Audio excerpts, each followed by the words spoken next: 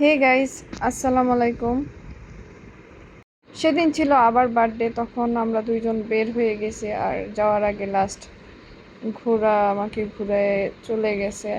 আর এতই কষ্ট লাগছে, সেদিন আবার বার্থডে ছিল আর এখন সে আমার পাশে নাই। সে আছে, আমার পাশেই আছে কিন্তু দূরে আছে। আগে ছিল আমার কাছে বা পাশে, যেটাই বলেন। তারে মিস করি, খুবই মিস করি। আর আমরা চলে যাচ্ছি পাটলিঘাটে।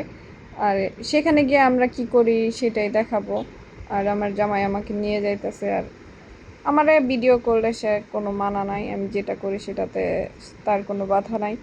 আর আমিও সেভাবে ফ্রিডম পাইতেছি, আর আমার কোনো প্রবলেমও নাই যে ফ্রিডম দিতেছে। আর কিছু মানুষের তো মানে ফ্রিডম দিলেই কিছু মানুষের সমস্যা, সেটা আমার জানা হয়ে গেছে।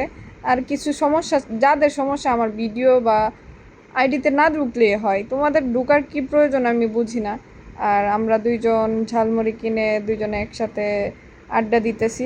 আর আড্ডা দিয়ে এখানে বলতেছি যে তুমি কি নিয়ে এত চিন্তা করতেছো। চিন্তা করার কোনো কিছুই নাই, সে চিন্তা করতেছে কি জানি নিয়ে, আমার তখন মনে নাই। আর লাস্টে আমি নিজের ছায়াটাকে আমি ভিডিও করে নিলাম। আর নিজের জীবনটা কেমন জানি চেঞ্জ হয়ে গেছে সে বিদেশ যাওয়ার পর। আমার লাইফটা কেন এমন হলো সেটা আমি নিজেই প্রশ্ন করি আমার নিজের কাছে। এমন না হলেও পারতো। আর জামাই দূরে থেকে এই ভিডিওটা দেখবে, কষ্ট পাবে আর আমিও কষ্ট পাবো।